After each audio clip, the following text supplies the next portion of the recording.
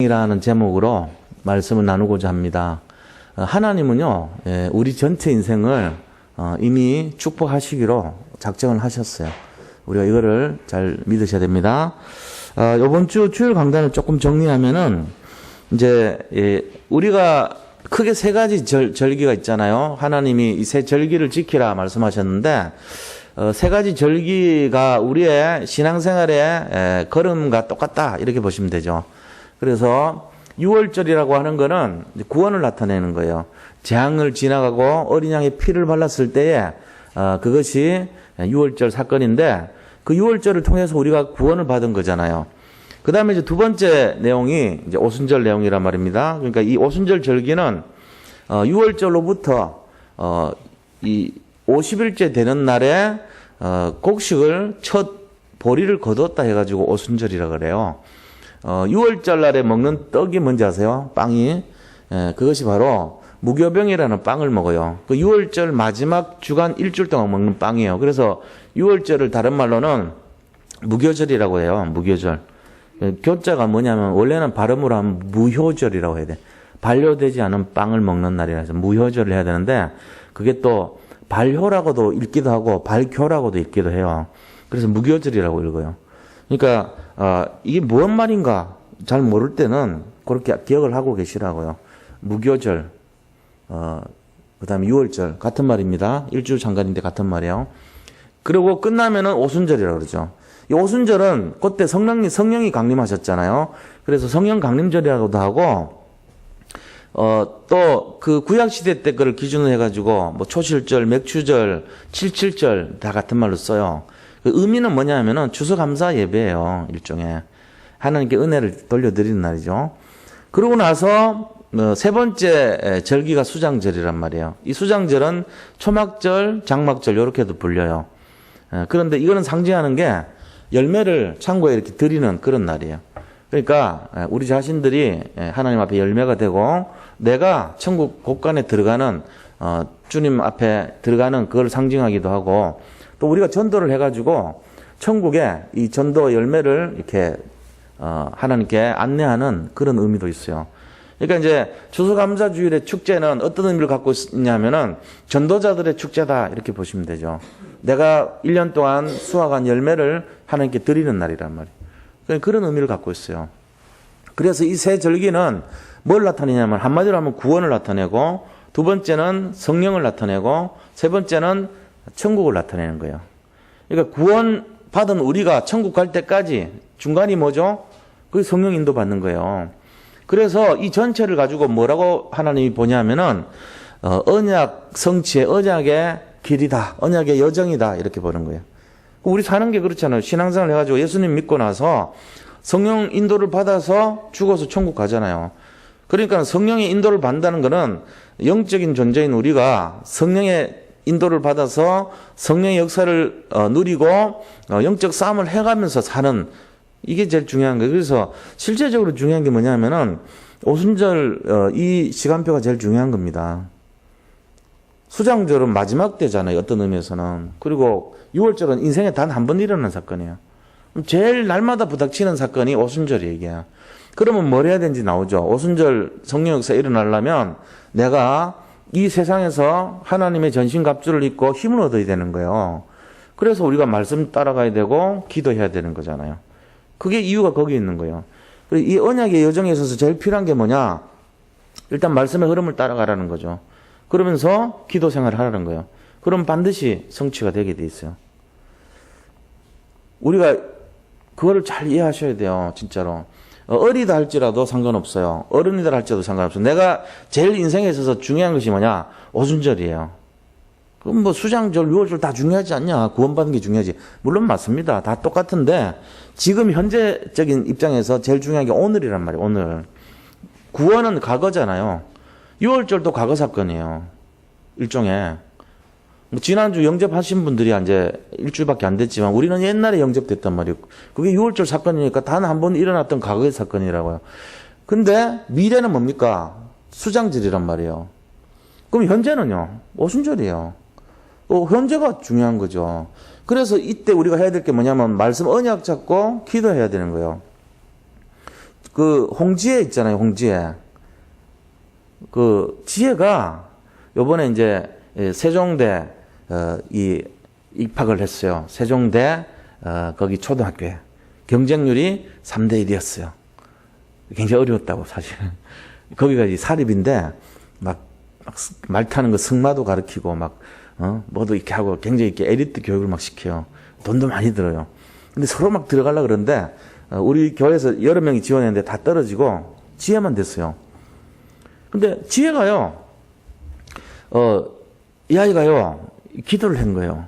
어떻게 기도하냐면은, 하나님 뜻이 맞다면, 이 학교에 보내주시고, 만약에 하나님이 허락하지 않아서, 뜻이 아니라서 내가 다른 학교를 다닐지라도, 제가 거기서 최선을 다하겠습니다. 이렇게 기도를 한 거예요. 매일, 몇 달 동안, 그거를. 이 어린아이 기도가 누가 가르친 게 아니에요. 그 부모님들이 그렇게 뭐 가르치고 그럴 형편도 아니고 지가 그냥 인도받은 입장이라고. 아버지가 믿기를 해요. 뭐 엄마가 아직 뭐 좀 그렇지. 하여튼 그래서 그런 상태인데 그 아이가 기도해도 들어주잖아요.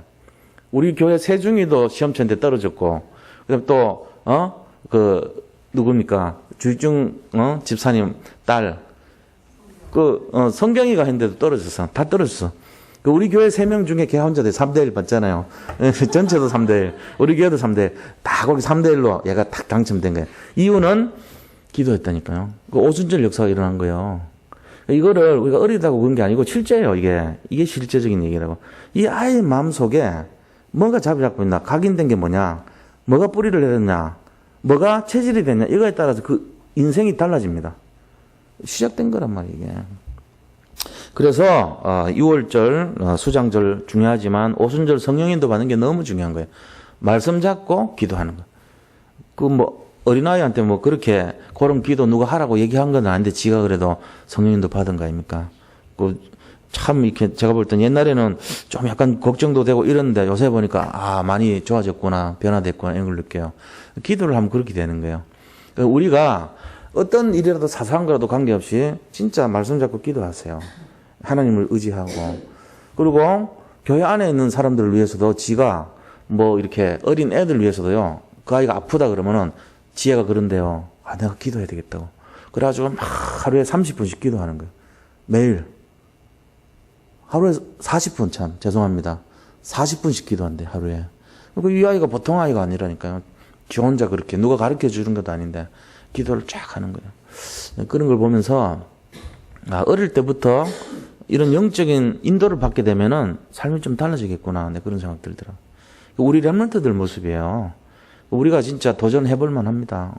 우리 자신들의 삶이 정말로 그런 중심이 된다면은 지금 이제 유치원 초등학교 나이입니까? 초등학교도 안 들어간 나이잖아요.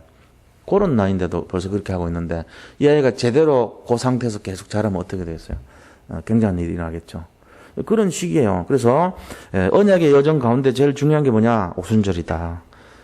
그리고 우리가 기억해야 될 게 그리스도에 집중하는 것이 가장 중요합니다. 사실은 인생살이에서 어려운 일 생기면은 우리는 여러 가지 힘들어하고 괴로워하는데 사실 제일 중요한 열쇠가 뭐냐면은 그리스도 집중하는 거예요.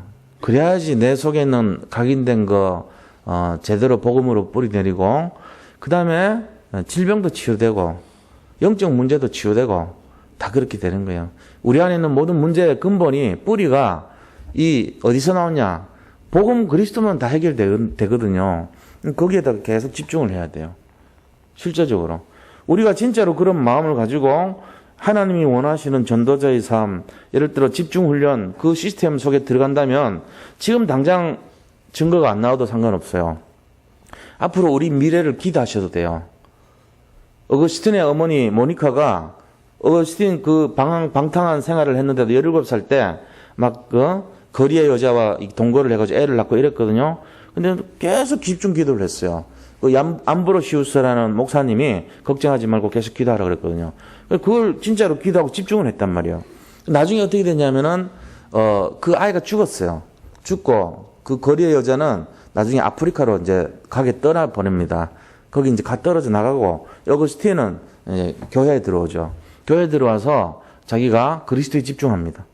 그래서 자기 인생이 바뀌면서 역사를 뒤집을 만한 신학자가 돼요. 엄청난 신학자가 되는 거예요. 그러니까 저쪽 말로는 아구스티누스라 그러죠. 어거스틴이. 아구스티누스라는 사람이 이 기독교에 끼친 영향은 어마어마한 거예요, 사실은. 그런데 그 사람의 과거가 그랬다니까요. 근데 그거를 계속 집중해 준 사람이 누구냐? 어머니예요, 바로. 어머니가 집중해 줬는데도 그 사람 변화됐잖아요. 우리가 자식을 위해서 진짜 집중해 줘야 돼요. 복음을 가지고 집중하면은 자식들 바뀝니다. 분명히 그렇습니다. 우리 자신들이 그리스도에 집중해 버리면 내 문제 바뀝니다. 그리고 상처, 그 다음에 우리 안에 있는 모든 갈등 다 없어집니다. 그걸 변화되는 거예요, 사람이. 그러면서 뭐가 일어나죠? 하나님께서 우리 속에 치유의 역사를 일으켜요. 그러니까는 질병도 치유되고 영적 문제 치유되게 돼 있어요. 어느 날 딱 바뀌어버리는 거예요. 그러니까 우리가 그거를 지금 하고 있다면 의심하지 말고 진짜로 FM으로 하세요. 반드시 그렇게 돼 있어요. 그렇게 되면 두 번째 오는 응답이 회복 응답입니다. 회복이 돼야 되죠. 회복은 어떻게 되냐면은 근본이 회복돼 버려요. 근본 능력이 회복되는 거예요. 그 내가 갖고 있는 근본 능력이 뭐냐면 복음의 능력 아닙니까? 이게 회복이 될 때 다 응답이 되는 거거든요. 그거 회복되면은 그 다음에 교회 능력이 회복되고 그 다음에 현장 능력이 회복되고 삶의 능력이 회복이 되고 경제 능력이 회복되고 다 회복돼 버린 거예요. 그 예수님 믿는데 어떤 사람은 응답받고 어떤 사람은 응답 못 받아요. 예수님 믿는데도요. 똑같이 믿는데도 그렇다니까요.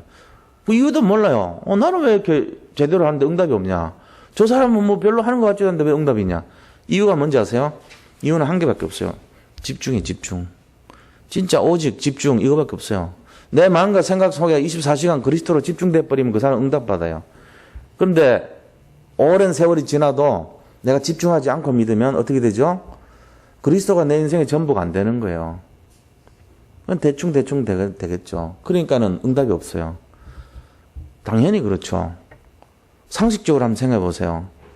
우리 사는 삶 속에서 우리 자신들이 이렇게 하나님의 완전한 보호를 받고 사는 사람하고 빈틈투성인 사람하고 있어요.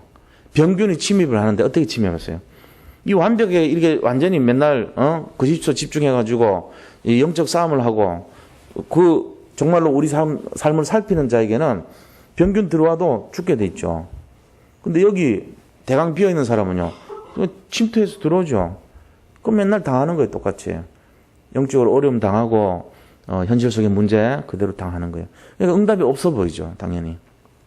이런 차이란 말이에요. 그래서 진짜로 우리의 삶이 전부 예수님이 맞구나 하고 집중을 해버리면 인생 바뀝니다. 그래서 회복이 되게 돼 있어요. 그 회복의 맛을 봐야 됩니다. 경제, 그 다음에 교회 현장, 나 자신 전부 다 똑같아요. 회복돼야 돼요. 자, 그러면은 그 회복의 결과가 뭐냐면요, 재창조돼요. 개인이 재창조되면 어떻게 되죠? 그 사람 인생 껍데기 보면은 전부 뭐 희망이 없어요. 시부 같은 사람 마찬가지잖아요. 시부가 어땠어요? 청소부입니다. 어떤 청소부입니까? 화장실 같은 거 청소하고 이런 사람이에요. 뭐 이렇게 남들이 볼 때는 뭐 별로 이렇게 많이 배우거나 이런 것도 아니에요. 근데 그 사람이 손만 대면은 완벽하게 깨끗해져요. 뭐든지. 그러니까 이제 그거를 누가 눈여겨봤냐면 강철왕 카네기가 시부를 유심히 본 거예요. 저 사람이 손대면 달라지네? 이걸 깨달은 거죠. 그래서 그 사람한테 전체 관리 책임자로 맡겼어요. 우리 회사를 당신이 좀 관리해라. 미화 이런 걸 전부 관리해라. 이런 걸 딱 맡았는데 이 사람이 관리하고 나서부터 회사가 완전히 깨끗해진 거예요. 뭐 광이 막 나기 시작하고요. 몇십 년 동안 안 닦았던 막 시커먼 창문에 막 하도 깨끗하게 해가지고 창문이 막 깨끗해. 처음 지은 건물처럼 만들어놔버려요. 이 사람은 손만 대면은 누가 시켜서 하는 게 아니고 자기가 직접 해버려요. 그래가지고 이제 카네기가 옆에 그럼 당신이 이제 그거 하지 말고 내 비서실장 해라 이제부터. 그래가지고 옆에다가 놔뒀어요. 근데 비서 일을 하는데 어떻게까지 하냐면은 어느 날 이제 너무 일이 바빠가지고 앉아서 계속 집무를 합니다. 카네기가. 그래가지고 밤새도록 해서 새벽 2시쯤 이제 끝난 거예요. 그래가지고 이제 다 퇴근했으니까 이제 정리하고 나가려고 나갔는데 문 여는데 앞에 시부가 앉아있어요. 깜짝 놀란 거예요. 당신 퇴근 안 했냐고. 그랬더니, 그게 아니고, 혹시라도 회장님이 뭐 필요한 일이 있을까 싶어서 기다리고 있었다고. 자세가 그런 자세예요. 기본이 돼 있잖아요. 이 앞과 옆을 볼 줄 알고 좌우를 볼 수 있는 분별이 있잖아요. 사람들은 말은 안 하지만요, 뭘 보냐면 그거 보거든요. 사소한 건데 그런 거 보는 거예요. 이 사람이 좌우를 볼 수 있는 사람인가, 좀 앞뒤를 잘 보는가, 이런 거 봐요. 그 이제 아나무인이라는 얘기를 듣잖아요. 눈 아래 지밖에 없어. 사람이 없는 거예요. 지가 제일 교만해, 높아. 제일 섬겨야 될 입장에 있는 사람조차도 자기가 최고라. 고양이가 그렇대, 고양이가.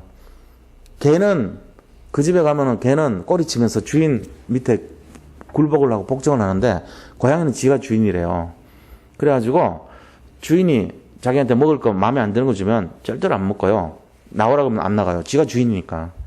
주인이 자기를 굴복을 해야 되는 거예요. 이 고양이 뜯어고치기가 되게 어렵답니다. 자기가 항상 주인인 줄 안돼요. 그래 이제 그거를 교육을 시켜가지고 네가 주인이 아니고 네가 밑에 나를 따라야 돼. 이걸 가르치는 그걸 이제 교육을 시켜야 된대요. 교육시키면 나오더라고 저번에 보니까. 이게 사람들이 착각하고 사람들은 되게 많아요. 이제 옆을 모르는 거예요. 좌우를. 그 상하를 몰라요. 이제 이런 거는 기본이 안 됐다 그러면. 이거를 시부는 철저하게 알았던 거예요. 누가 교육을 시켜서 한 게 아니고 당연히 퇴근하죠. 6시 넘으면. 근데 기다린 거예요. 기다리란 말을 한 것도 아닌데 기다리고 있는 거예요. 왜요? 중심이 다르죠. 그런 걸 딱 보면서 카네기 마음속에 뭔가 이렇게 딱 박힌 거예요. 이 사람이 뭐가 있구나. 그래가지고 나중에 자기 후계자를 물려줄 때 시부를 불렀어요. 시부한테 당신이 이거 좀 맡으라고.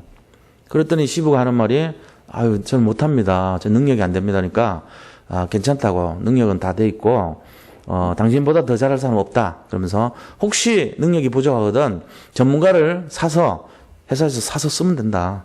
전문가를 불러가지고 사용해서 쓰라.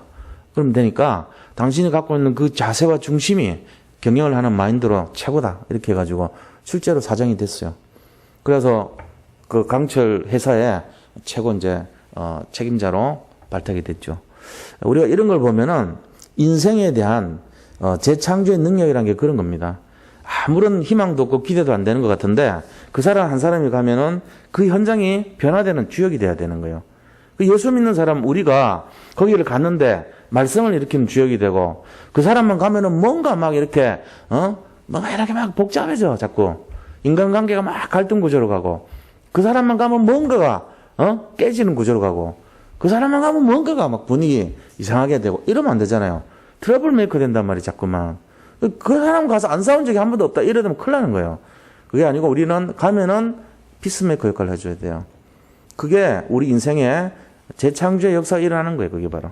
그래서 우리가 가면은 안 되는 것도 되게 돼 있고 또 남들이 다 욕을 해도 우리가 가면은 평화가 임하고 우리가 가면은 뭔가가 회복이 임하고 이런 사람이 돼야 돼요. 그게 예수 믿는 증거죠. 그렇잖아요? 그런 것처럼 재창조의 역사가 개인에게 임하는 역사가 일어나야 됩니다. 그 다음에 어디 임합니까? 교회도 마찬가지예요. 교회가 생명걸 가치를 가진 교회가 돼야 돼요. 이쪽으로 내가 진짜 우리 교회가 이리로 가야 되겠다. 그 방향, 선교, 전도 뭐 이런 거 있잖아요. 거기에 확 방향을 잡은 교회가 돼요. 그러면 교회의 재창조의 역사가 일어난 거예요. 그 다음에는 현장에서 재창조 역사가 일어나면은 현장이 살아나 버립니다. 이게 일어나야 되죠.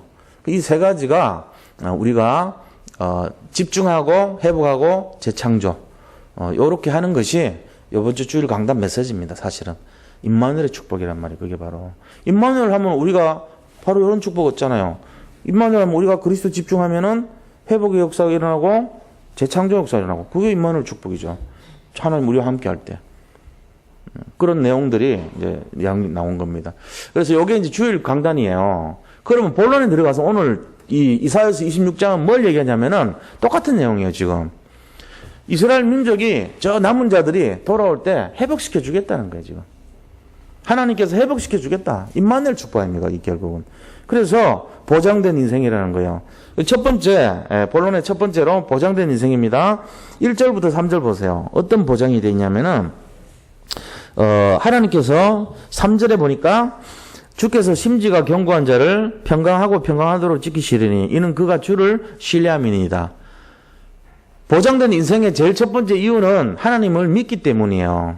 그럴 때 보장해 주는 거예요. 그냥 보장해 주는 게 아니고요. 신의를 지키는 의로운 나라가 들어오게 할지어다. 심지가 견고한 자를 보장해 준다는 거예요. 이거를 잘 기억을 하셔야 됩니다. 그래서 이 심지가 견고한 자는 어떤 자냐면은 오직의 믿음을 가진 자입니다. 오직의 믿음을. 심지가 견고하다는 것은 오직의 믿음을 갖고 있는 거죠. 흔들리지 않는 거예요. 그리고 자기가 주인 된 것이 아니고 그리스도가 주인 된 사람이에요. 심지가 견고하다는 것은 내가 주인이 아니고 내가 그리스도를 주인으로 삼고 사는 사람이 되겠다.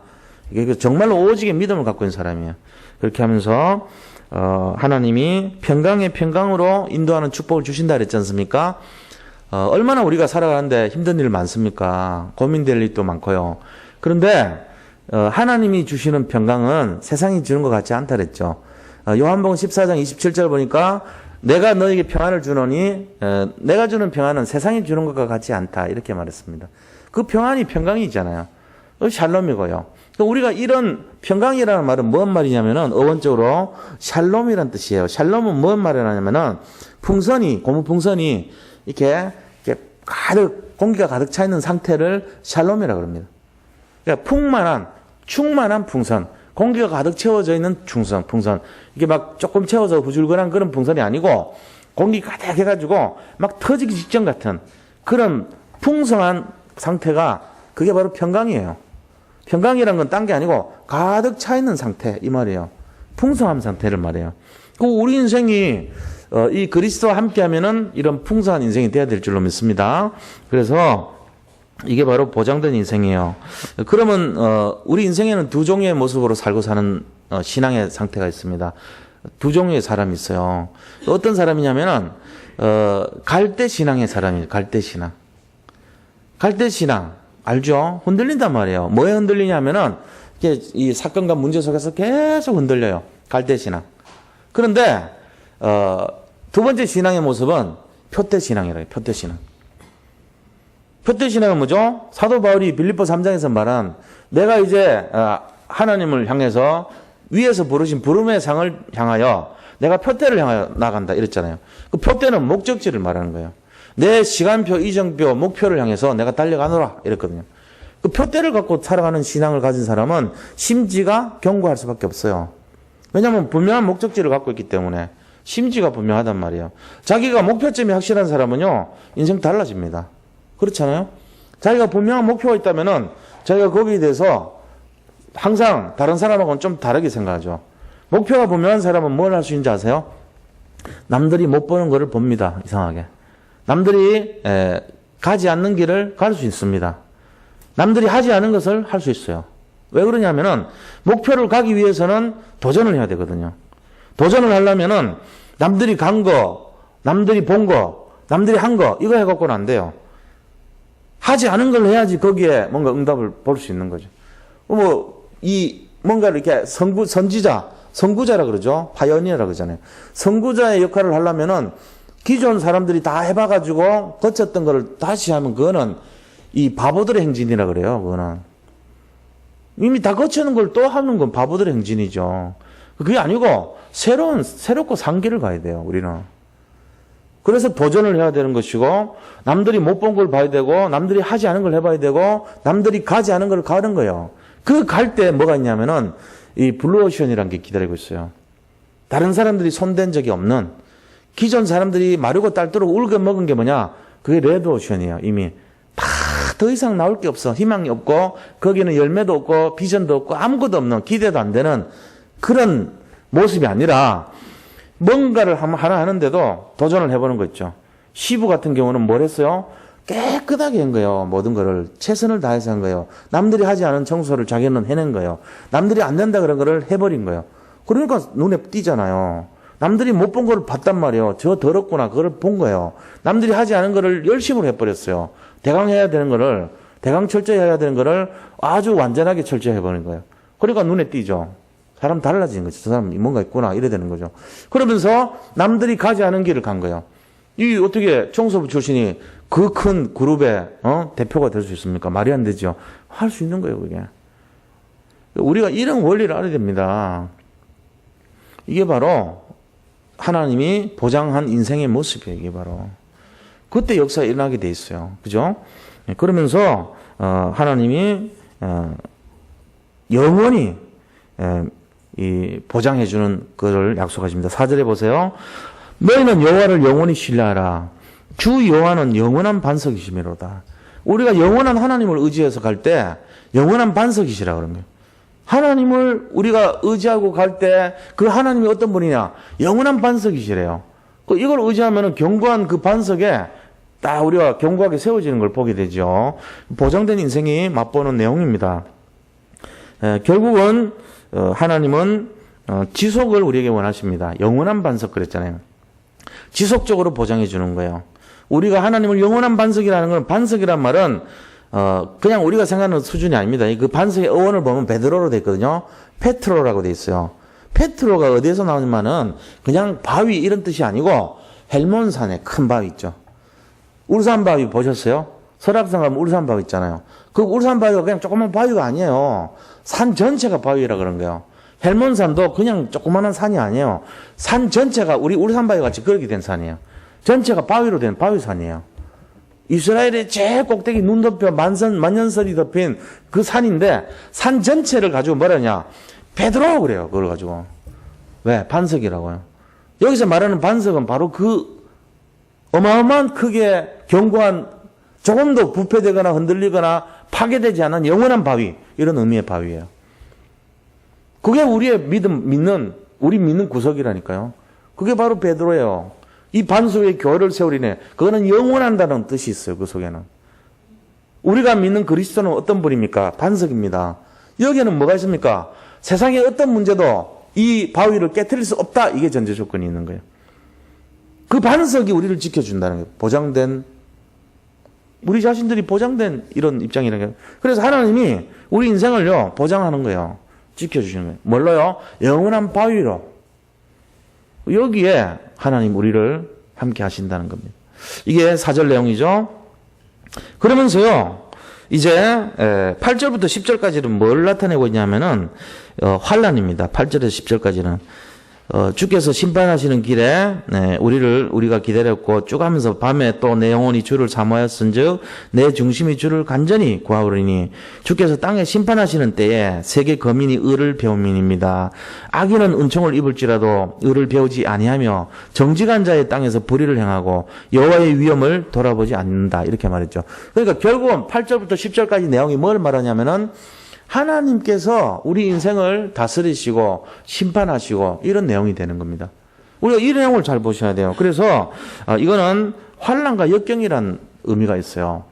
근데 이 하나님이 보장된 인생을 통해 가지고 어려움을 당할 수도 있거든요. 이 가운데 어려우신 거 당해보신 분들 있을 거예요. 그걸 어떻게 해석을 해야 되는가 하는 게 중요한 거예요. 악인은요, 그 어려움이 그냥 이렇게 재앙으로 보이지만 하나님 믿는 사람에게는 그 어려움이 뭐가 되죠? 축복이 되는 거예요. 그거를 발견해야 돼요. 그래서 우리가 어떻게 봐야 되냐면은 환난과 역경에 대한 해석입니다. 그거는 이스라엘 민족이 포로로 돼서 돌아왔을 때 온 사람들을 남은 자라 그럽니다. 이 남은 자들에게는 이것이 축복의 기회가 되고 거짓 선지자나 또 거기 있는 거짓 위선자들에게는 재앙이 되는 거예요. 이게 바로. 그러니까 축복과 재앙을 구분하는 뭐가 됩니까? 시금석이라 그러죠. 바로메터라 그래요. 바로메터. 시금석이라고 하는 게 뭐냐면은 이 구리하고 금하고를 예를 들면 항동강하고 황철강하고 그다음에 이제 이 금이 들어있는 그런 이제 이 돌이 있잖아요. 그럼 구리가 들어있는 돌하고 금이 들어있는 돌하고 비슷해요. 근데 어떤 그 시금석이라는 게 있어요. 시금석이라고 테라코타 같이 이렇게 이 벽돌 같이 된 건데 거기다가 쭉 그어봐요. 그 돌을. 그러면은 금은 노랗게 나오는데 이 구리가 들어있는 거는 붉게 나오는 거예요. 예를 들면은. 이 보고 이거는 구리가 들었구나 판단하는 거죠. 그걸 시금석이라고 그래요. 마찬가지로 재앙이나 환난이나 문제가 오면은 그때 그 문제와 재앙이요 사람마다 어떻게 되냐? 그 사람의 반응하는 모습을 보고 아, 저 사람은 거짓 위선자구나. 저 사람 진짜 믿는 사람이구나. 이거 나타내는 시금석이라는 거예요. 우리가 그걸 알아야 돼요, 지금. 예를 들어, 예수님 믿는 사람하고 예수님 믿지 않는 사람하고 예수님이 다시 재림할 때 어떤 마음으로 받아들이겠습니까? 예수님 믿는 사람은 주님 오실 때 기쁘겠죠. 아, 나 이제 드디어 이제 가는구나. 죽는데도 상관없어. 예수님 오시는데 뭐. 근데 예수님 안 믿고 세상에서 살던 사람은요, 벌벌 떠는 거예요. 그렇게 말하던 게 진짜네? 예수님 오신다 그랬던 게 진짜 맞네? 내가 왜 안 믿었지? 이러면서 후회한단 말이에요. 그거 겁나는 거죠. 마찬가지로 이런 상황이 된다는 겁니다. 그러니까 우리는 보장된 인생이란 게 딴 게 아니에요. 문제를 어떻게 보는가 하는 건 눈이 바뀌는 인생이에요. 자, 지금부터 진짜 눈을 바꾸시기 바랍니다. 만약에 문제를 문제로 본다면 그 사람은 보장 못 받은 겁니다. 그렇잖아요. 근데 문제가 와도 문제로 안 보고 축복의 디딤돌로 징검다리로 본다면 그 사람은 보장된 인생이 많습니다. 지금 그 얘기를 하고 있는 거예요. 지금 여기서 26장에서. 그거를 또 11절에서 15절 말씀까지가 뭐냐면은 쭉 보면은 여호와여 주의 손이 높이 들릴지라도 그들이 보지 아니하오나 백성을 위하시는 주의 열성을 보면 부끄러워할 것이라 불이 주의 대적들을 사르리이다 이랬습니다. 다시 말하면은 이 불이라고 하는 거는 하나님의 능력의 불을 말하는 거죠. 복음의 불을 말하는 거잖아요. 이게 저 대적들 사단 마귀를 꺾으신다는 거예요. 이게 15절까지 딱 그런 내용이거든요. 그럼 결국은 뭘 얘기하고 있냐면은 하나님께서 하나님의 열심으로 자기 백성을 끝까지 포기하지 않는다는 거예요. 하나님은 자기 백성을 끝까지 사랑하신다는 내용이에요, 이게. 그래서 우리가 보장된 인생은요, 지금 말하자면 크게 네 가지를 기억하시기 바랍니다. 첫 번째 뭐죠? 심지가 견고해야 돼요. 그죠? 두 번째는요, 영원한 반석 같은 그리스도를 잡아야 돼요, 언약으로. 그래서 지속적으로 어떤 문제가 흔들지 말아야 됩니다. 세 번째는요, 하나님께서 환난을 주더라도 환난 자체도 나의 인생에는 징검다리고 축복이다. 이걸 분명히 확신해야 돼요. 네 번째는요, 하나님은 우리를 끝까지 지키신다는 거. 이걸 믿어야 돼요. 이 네 가지가 여기 나오는 중요한 내용이에요. 이사야서 26장에 열쇠가 네 가지란 말이에요, 이거. 다시 한번요, 심지가 견고하게 믿어야 된다. 두 번째는 영원한 하나님을 믿어야 된다. 반석 같은. 세 번째는 환난과 문제가 오더라도 그 문제와 환난을 저주장으로 보는 게 아니라 축복으로 봐야 된다는 거예요. 눈을 바꾸시라는 거예요. 네 번째는 모든 것이 합력해서 하나님은 반드시 우리를 지키시고 끝까지 책임져 주신다. 이거예요. 이게 이사야서 15장부터 25장까지를 압축해 놓은 결론이란 말이에요. 이게 26장이. 이걸 잘 잡으시기 바랍니다. 자, 그러면은 큰 두 번째입니다. 보장된 인생의 삶은 어떻게 살아야 됩니까? 이게 하나님의 우리한테 보장한 약속이라면 우리가 살아야 될 내용이 있어야 되잖아요. 그게 오늘의 핵심 주제죠. 뭘 어떻게 살아야 되냐는 거예요. 이렇게까지 우리를 보장하고 지키신다면 문제가 와도 괜찮고 어려움이 와도 괜찮고 끝까지 지키시고 남은 자를 위해서 사랑하시고 보호하시고 끝까지 하나님이 심지가 견고한 자를 사랑하시고 이런 내용이잖아요. 그죠? 이 약속을 잡고 우리가 해야 될 삶이 어떤 것이냐 이걸 이제 알아야 됩니다. 첫째는 창조적인 소수의 삶이 돼야 돼요. 세상을 살리는 사람들은 많은 사람들이 아닙니다. 대충 대강 세상 살리는 사람들은요 10%도 안 돼요. 사실은 어떻게 보면 죄송한 얘기지만 1%입니다. 1%의 사람이 세상을 살렸습니다. 그리고 그 1%도 0.1%가 어떤 안을 내요. 창조적으로 만들어내요. 뭐를 0.1%가 로봇을 개발하고 0.1%가 방적기를 짜고 0.1%가 무슨 새로운 시대를 이끌어가는 기계를 만들어내요. 전에 있던 사람들이 생각도 못한 것들을 창조해요. 0.1% 사람이 전기라는 걸 만들어내고요. 0.1% 사람이 전화기라는 걸 만들어내고 0.1% 사람이 자동차라는 걸 만들어내고 새로운 시대를 막 이끌어가는 거예요. 0.1% 사람이 유전자를 막 조합을 해가지고 병을 고쳐버리고 0.1% 사람이 뭔가를 새로운 시대를 열어가는 걸 열어버려요. 우주 시대를 열고 한 번도 가보지 않은 저 바닷속을 개척을 하고 새로운 시대를 막 여는 거예요. 근데 0.1% 사람이 하는 거를 0.9% 사람이 이거 맞다 하고 합쳐서 변화의 주역이 돼요. 창조적인 소수가 되는 거예요. 그럼 99% 사람은요, 따라와요, 그냥. 와, 세상에, 이런 것도 있네, 이러면서요. 많이 바뀌었어, 이러면서. 옛날에는 이런 게 없었는데, 이러고. 그냥 그 따라온 사람들을 가지고, 뭐라고 얘기해요? 죄송한 얘기지만, 잉여인간이라 그럽니다. 있어도 되고 없어도 되는 사람들. 저도 잉여인간이었습니다. 근데 지금 예수 믿는 사람은 몇 프로 안에 들어왔냐? 정확하게 말하면 1% 안에 들어와 있어요. 그럼 0.1%가 누구냐? 유광수 목사님 같은 분들입니다. 믿으시면 아멘. 예, 그런 거예요. 바울 같은 사람. 그런 분들이 시대를 이끌어가는 막 내용을 하면 우리 0.9% 사람들이 이거 맞다 그러군요. 남들이 욕을 하든 말든 따라가다니 우리가. 그래가지고 남들이 보면 이상하게 봐. 저 이단 아니야 이러면서 욕합니다 막. 저들 뭐 이상한 소리 한다고 막 용어도 막 지어낸다고 렘넌트가 뭐야 이러고. 렘넌트 성경에 나오는 말인데 모르니까. 그러면은 99% 사람들이 나중에 온 세상이 지나서야 우리가 진짜 세계 복음만 하는데 100만 명만 일어나면 1000만 명 되는 건 금방 일어나요. 10만 명만 일어나면 100만 명 금방 돼요. 씨앗이거든요, 이게. 근데 그 10만 명이 완전히 결론 내버리면요, 100만 명 금방 돼버립니다. 10,000명이 일어나면요, 10만 명 금방 됩니다. 그 10,000명이 얼마나 집중을 하는가에 따라서. 그래서 요새 왜 집중이란 말을 쓰냐? 이게요, 폭발적으로 일어나요. 폭발적으로. 속도가 그렇단 말이에요. 어느 순간에 그냥 전 세계로 확 퍼져버립니다. 지금 전 세계 에볼라 바이러스 이런 것도 제일 겁내는 게 약이 없기 때문에 겁을 내잖아요. 약 있으면 아무것도 아니거든요. 이거 예를 들면 백신이 있으면은 치료해버리면 끝나는 건데 검증된 백신이 없어야지. 근데 그 사이에 얘가 만약에 중국이나 인도나 이럴 때면은 사람 인구 많은데 동남아나 이런 데 퍼져버리면 그리고 퍼졌는지도 모르고 계속 퍼져나가면은 어떻게 돼요?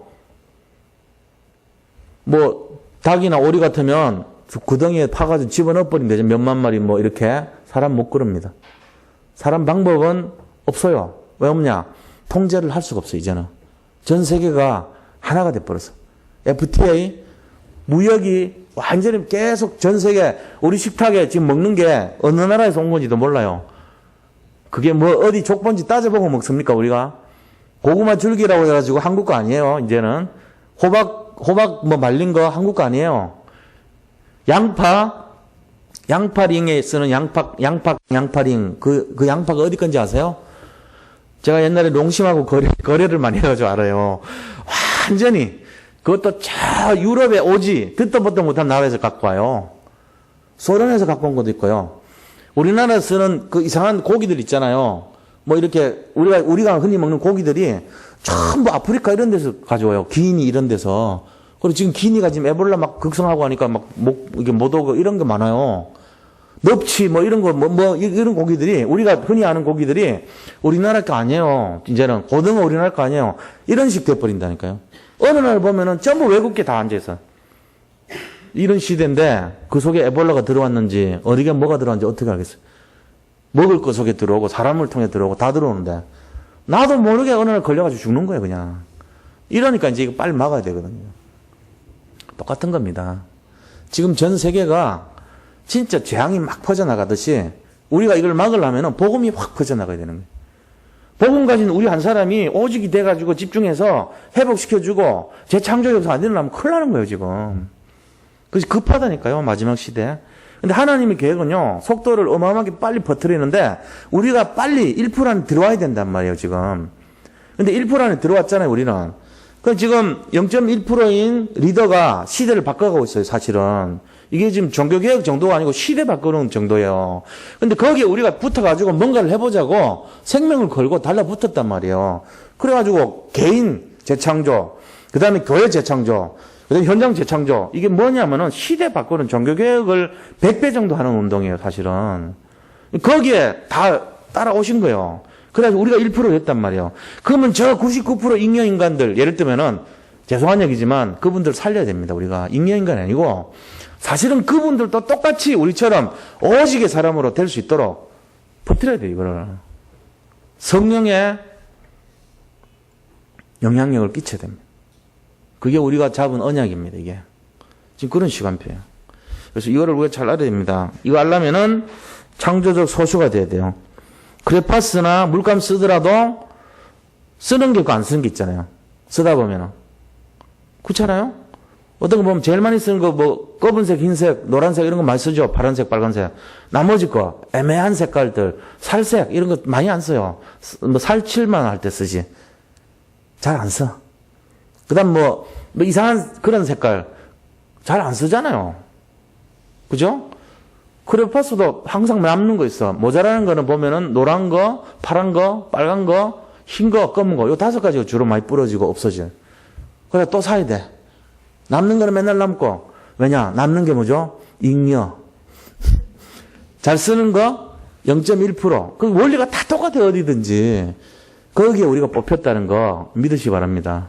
하나님이 우리를 이렇게 뽑았어요. 지금. 뽑았는데 우리 자신들 바라보고 스스로 굳세지 못하고 기죽고 맨날 이렇게 헤매고 또 나를 보고 이러면 안 돼요. 뽑혀가지고 그러면 안 되지. 뽑아놨는데 스스로 굳세게 일어나야 돼요. 자부심 가지고. 아, 내가 세상 전체에서 뽑혔구나. 그러면 이게 어떻게 뽑혔나? 지금 이 시대에 뽑힌 사람들은 마지막 시대를 살리라는 거니까 엄청나게 뽑힌 거예요. 그냥 뽑힌 정도가 아니고. 진짜 이 시대 전체를 통틀어 가지고 제일 중요한 시간표에 뽑힌 사람들이에요. 그거 아셔야 됩니다. 그리고 창조적 소수는 뭐냐? 제자의 삶이고 천명을 누리는 삶이고 현장을 살리는 주역입니다. 잘 기억하셔야 돼요. 우리는 제자가 될 수밖에 없고 하나님의 명령인 천명을 누려야 되고 현장을 정복하고 살리는 사람이 되는 거예요. 이거 하는 거예요. 그리고 또 뭐 합니까? 후대를 살리는 사람이 돼요. 내 당대에서 안 되면 우리 후대들에게도 이거를 같이 가야 되지 않습니까? 후대 발판이 되도록 해야 돼요. 이게 중요한 내용이에요.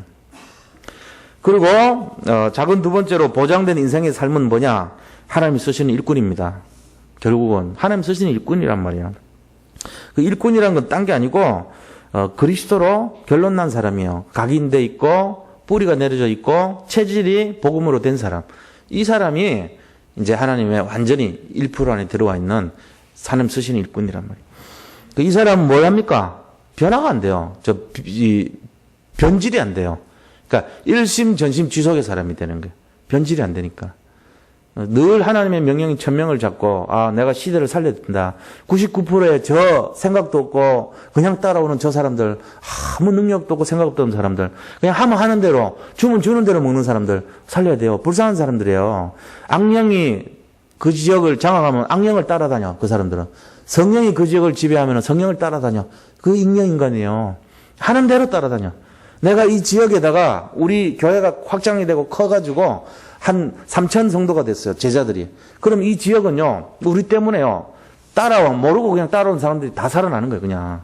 우리 때문에, 은결교회 여기 사는 것 때문에 다 살아나. 우리 때문에. 그래서 우리 교회가 대표적 교회가 돼야 되는 거예요. 근데 여기에 만약에 절이 막 들어서 있어. 그러면 여기 있는 잉여인간 같은 사람들이 자기들도 모르게 그냥 절에 휩싸여갖고 살아간다니까. 절 문화권에서 돈 벌고, 그거를 이렇게 옹호해주면서. 이게 얼마나 큰 싸움입니까? 지구 전체가 똑같습니다. 우리가 바로 이 천명을 갖고 전체 모든 사람에게 이 영적인 비밀, 복음의 비밀 이걸 가지고 나갈 수 있도록 준비를 해야 되는 것입니다. 결론을 말씀드리면 이거 하기 위해서 3가지 잡아야 될 내용이 있어요. 3가지 잡아야 될 중요한 내용이 있는데 첫째는 갈보리산 언약 잡아야 됩니다. 이거 위해서. 갈보리산 언약이 뭐죠? 오직 그리스도라는 증거. 주님이 우리를 대신해서 십자가에 매달리셨고 부활하셨다는 거 이거 잡아야 돼요. 그리고 나의 모든 배경이 그리스도, 예수가 그리스도신 이거라는 거. 그게 내 언약 속에 완전히 각인돼야 돼요. 두 번째는 감람산 언약 잡아야 되죠. 감람산에서 예수가 그리스도고 하나님 나라에 대해서 말씀하셨고 성령의 충만함을 얘기하셨습니다. 감람산의 이 언약을 잡아야 되는 거예요. 그리고 세 번째 잡아야 될 언약이 마가다락방의 언약입니다. 이게 바로 오직 집중이란 말이에요. 그리스도에 집중해서 사도행전 2장과 같은 성령의 역사, 오순절 성령의 역사, 그리고 말씀이 성취되고 그 다음에 전도의 문이 열리고 현장이 변화되며 3,000 제자가 일어나고 현장 전체가 변화되는 그런 5가지 시간표를 따라서 응답이 일어나는 것입니다. 우리가 이거를 잘 기억을 하셔야 돼요. 이런 내용이 오늘 사도행전 이사야서 26장에 내용들입니다. 오늘 말씀을 잘 기억하시고 현장에서 승리하시기를 축원드립니다. 자, 그러면은 이제 받은 말씀 잡고 같이 잠깐 기도하겠습니다. 오늘 말씀 잡고 합심해서 기도합니다. 하나님 감사합니다. 오늘 보장된 인생인 것을 우리가 나눴습니다. 정말로 그리스도 안에 들어왔사오니 우리 자신들은 이 일에 생명을 걸고 아버지 생명 걸 가치를 발견하고 정말 오직의 믿음으로 승리하기를 원합니다. 보장된 인생이 오니 두려워하지 말게 하시고 속지 말게 하시고 담대한 믿음으로 정말로 그리스도에 집중하는 삶이 되게 인도하여 주시옵소서. 세상 살리는 주역이 되게 부정함이 없도록 창조적 소수의 삶이 될 수 있도록 인도하여 주시옵소서. 아버지께서 우리를 붙드시고 살리시고 아버지 우리를 정말로 세계복음화의 주역으로 이끌어 가실 것을 믿습니다. 오직 그리스도에 집중하고 어떤 문제와 사건 속에서도 하나님이 우리와 함께 하시고 보호하신다는 것을 믿는 믿음 속에 살게 하여 주시옵소서. 모든 영광을 주께 돌려오며 예수 그리스도의 이름으로 기도드립니다. 아멘. 이 시간 우리 찬송 하나 하고 기도하도록 하겠습니다. 303장 찬송 드리겠습니다.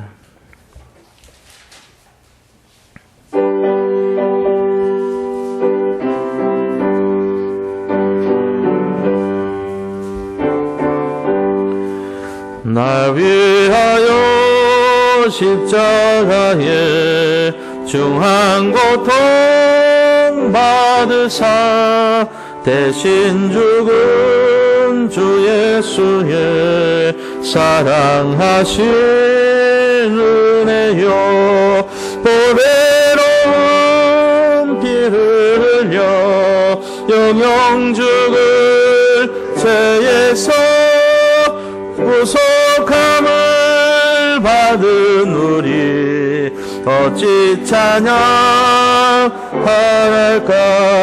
예수 안에 있는 우리 한량없이 즐겁고 주 성령의 위로함이 마음속에 차도다. 천국 음악 소리 같은 은혜로운 그 말씀 끊임없이 듣는 우리 어찌 찬양 안 할까.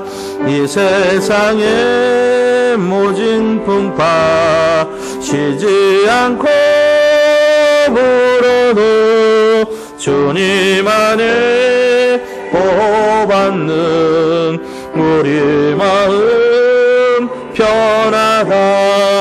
늦게 어서 기도하고 저 천국을 바라며 주님만을 기다리니 어찌 찬양 안 할까. 아멘. 네, 교회 기도 제목 고시고 우리 주여 한번 하고 합심해서 기도하도록 그렇게 하겠습니다. 주여 아버지 하나님, 이 시간 주의 성령으로 역사해 주시옵소서. 아버지 참으로 우리 자신들이 복의 근원인 것을 깨달아 아버지 정말로 전도자의 권세를 마음껏 누리도록 인도하여 주시옵소서. 강단 말씀의 흐름을 잡고 말씀을 실현하며 복음의 개인화가 되도록 축복하여 주시옵소서. 교회 영적 분위기가 살아나고 복음 가진 난 사람 때문에 모든 부서가 부흥되게 인도하여 주옵시고 불광사, 미루감, 문북의 교당, 석천고문의 역사하는 흑암 세력이 완전 결박 추방되도록 인도하여 주옵소서. 8가지 미션이 삶 속에서 누려지고 도전해서 응답받게 하여 주옵시고 새 가족들이 교회에 잘 정착하고 복음의 뿌리 내리며 다락방으로 연결되도록 인도하여 주시옵소서. 환자분들 치료할 영적인 힘을 다하여 주시고 완전하게 회복되게 역사하여 주옵소서. 우리 김명수 성도님과 박영수 성도님, 박영미 성도님, 권선인 권사님 회복되게 인도하여 주시고 교사 모임을 통해서 교사 개개인이 사명을 발견하고 성령 충만함을 누리도록 역사하여 주옵소서. 모든 산업인들이 산업에 하나님의 능력이 나타나서 렘넌트 사역과 홀리메이션의 발판이 되게 하시고 산업성계를 통해 복음경제 회복과 선교기업의 응답을 받을 수 있도록 축복하여 주시옵소서. 렘넌트들을 위해 기도합니다. 산돌 RUTC를 통해 영적 서밋과 홀리메이션으로 세워지는 응답을 받게 하여 주옵시고 필라델피아 예일교회가 초대 안들교회 축복과 미국 전역에 다섯 형태의 지교회를 설립하며 다민족 복음화 센터가 세워지고 문화사역을 통해서 전도의 문이 날마다 열리게 인도하여 주옵소서. 아버지 하나님께서 우리 산돌 선교회 아버지 모든 우리 중지자분들을 축복하시고 모든 렘넌트가 정말로 힘을 얻게 하시고 정말 이 시대를 살리는 주역이 되어서 현장 속에 어렵고 힘든 일을 당한 모든 분들에게 그리스도의 복음의 답으로 아버지 그들을 살릴 수